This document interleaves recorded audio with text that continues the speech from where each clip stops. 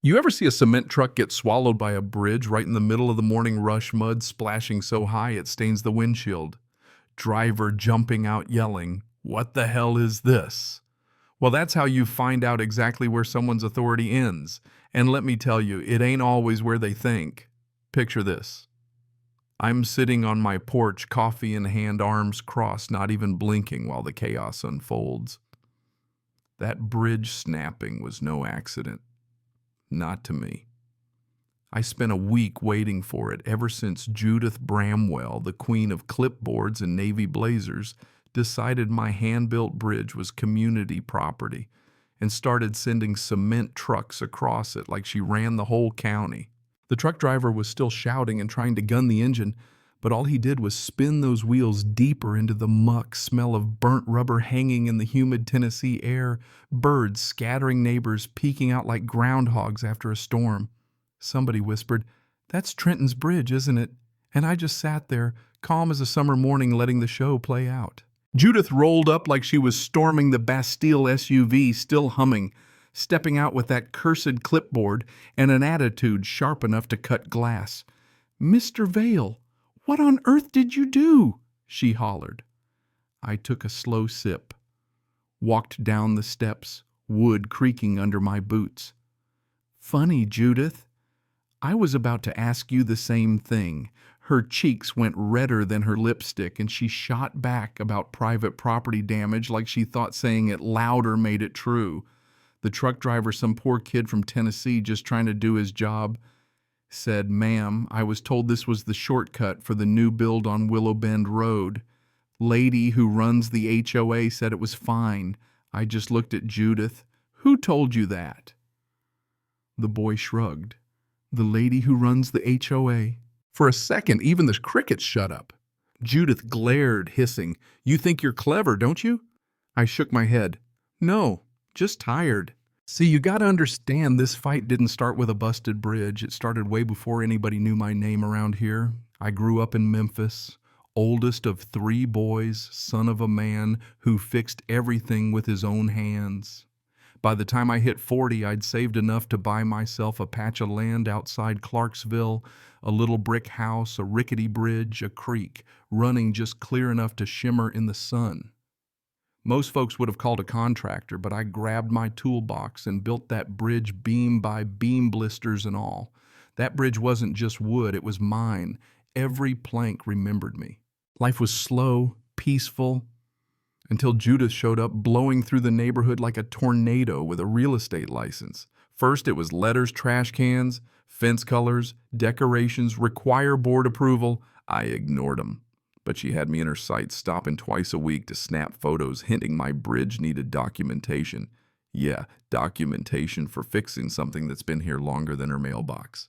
That was the first spark. Then came the construction across the creek. One day I see a cement truck inching over my bridge.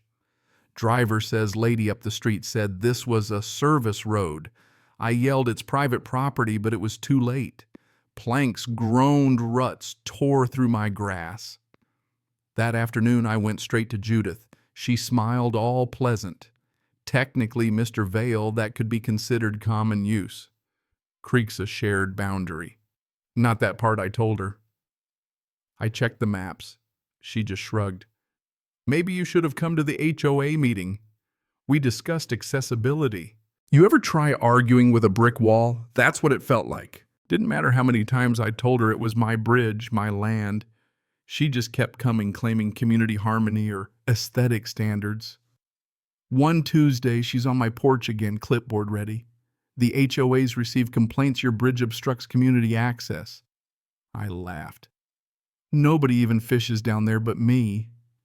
She smiled, cold as stone. "We have to keep things uniform." She wanted me to remove it. I told her it's not interfering with anyone's harmony but yours. She asked for documentation by the end of the week. That night I dug out my survey boundary maps, drove to the county office for a stamp, brought it right to her doorstep. She wasn't impressed. "We'll review it with the board." "There is no board," I said. "There's you." She just smiled. From then on, it was war by 1,000 cuts, letters, compliance checks, even stopped a delivery truck on my drive. But the real breaking point came when I saw 2 cement trucks lining up behind her SUV, pointing right at my bridge. I came out shouting, "Stop those trucks," but Judith was waving them on. "We're on a schedule, Mr. Vale. Authorized HOA activity." That first truck made it across, but the bridge was hurting. The next night I stood on it with a flashlight. Neighbor Cole, retired.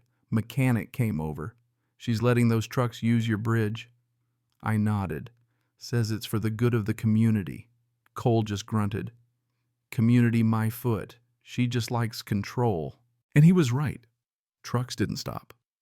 That's when the plan started brewing, something not out of revenge, but out of necessity. I rebuilt the bridge stronger, better, but this time with a little extra, a mechanism hidden underneath something that would give way under a certain weight. Not enough to hurt a person, but enough to trap a truck good and embarrassing.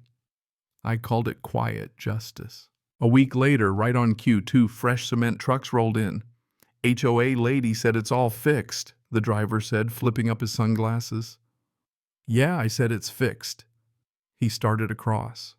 The bridge creaked, groaned, and then snap-back tires plunged into the clay pit, mud flying everywhere, driver scrambling out, cussing. I just sat on the porch, coffee in hand, watching the drama. Judith came roaring up, spitting fire, calling me a saboteur, threatening lawsuits. I handed her my folder, county stamps, boundary maps, pictures, the whole 9 yards. Deputy Hanley showed up, took one look and said, "Ma'am, HOA rules don't override property law." The crowd started snickering. One neighbor, Patricia, was filming the whole thing. "Maybe the HOA should mind its own business for once," she shouted. I could feel Judith's grip slipping inch by inch. But humiliation doesn't break people like Judith. It just makes them dangerous. She tried fines nearly $5,000 for endangering contractors and unauthorized modifications. I didn't argue, didn't yell. I called the county inspector. He came out, checked my lines, said, "You're clean, Mr. Vale." So I took every record, every permit, even the officer's report, and pinned them on my front door for the whole neighborhood to see. Next HOA meeting, I walked in, laid the paperwork down on the table, and told my side. Peace doesn't come from silence, it comes from boundaries. That was the nail in the coffin. Board called an emergency vote, and by Monday, Judith was out. You'd think that'd be the end of it, right? For a while it was. Creek ran quiet, no more trucks. Neighbors actually smiled when they saw me. But one day Judith showed up, no blazer, no clipboard, just a plain gray sweater, looking smaller than I'd ever seen her. She stood at the edge of my yard, voice soft. I came to apologize. I went too far. She looked tired, human for once. I let the position get to me. I stopped seeing people as people. I nodded. Just don't do it again. Before she left, she said, "Control isn't the same as order. I just didn't see it until I lost it." I told her, sometimes it takes breaking something to see how strong it really was. After she left, Cole brought over 2 coffees. "You regret setting that trap?" he asked. I shook my head. Not because it embarrassed her, because it showed everyone standing your ground doesn't mean shouting or fighting. Sometimes it means letting the truth do the rest. Bridge still stands stronger than ever. Grass covers the old mud pit, wildflowers growing where the ruts used to be. I run my hand along the railing, sometimes feeling every groove, every scar a line, not to keep folks out, but to remind them where not to cross. So let me ask you, when someone tries to trample what you built with your own hands, how far would you go to defend it? Does justice mean fighting loud, or is it sometimes enough to stand quiet and let your boundaries speak for themselves? If you believe in quiet strength, in standing your ground when it matters most, share your story, your thoughts about justice, control, and the battles you fought. Who's crossed your line, and what did you do about it? Because around here, respect isn't something you can enforce with rules or power. It's something you earn.